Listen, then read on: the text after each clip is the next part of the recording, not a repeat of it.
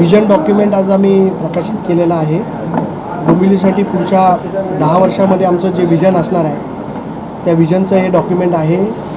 गेल्या 15 वर्षामध्ये लोकांनी ज्या हालअपेष्टा डोंबिवलीमध्ये सहन केल्या आहेत त्या दूर करण्यासाठी हे डॉक्युमेंट आहे आणि येत्या काळामध्ये आमच्या पक्षाच्या माध्यमातून आणि महाविकास आघाडीच्या माध्यमातून डोंबिवलीमध्ये काय विकास होणार आहे याचं आज हे डॉक्युमेंट आहे। आज याचं प्रकाशन झालेलं आहे आणि आज हे लोकांपर्यंत पोहोचेल। नाही, मला किसन कतोरे साहेबांची मागणी आहे का मला माहीत नाही, पण डोंबिवलीचा आणि कल्याणचा जर विकास चांगल्या पद्धतीने आपल्याला करायचा असेल तर आपल्याला डोंबिवली ठाणे जिल्ह्याचं विभाजन होणं खूप गरजेचं आहे, कल्याण जिल्हा होणं खूप गरजेचं आहे, डोंबिवली तालुका होणं खूप गरजेचं आहे। डोंबिवलीकरांना याचा प्रचंड त्रास होतो, कारण तुम्हाला कुठलेही रेव्हेन्यू डिपार्टमेंटचे डॉक्युमेंट बनवायचे असेल तर आम्हाला सगळ्या गोष्टींसाठी कल्याणकडे धाव घ्यावी लागते।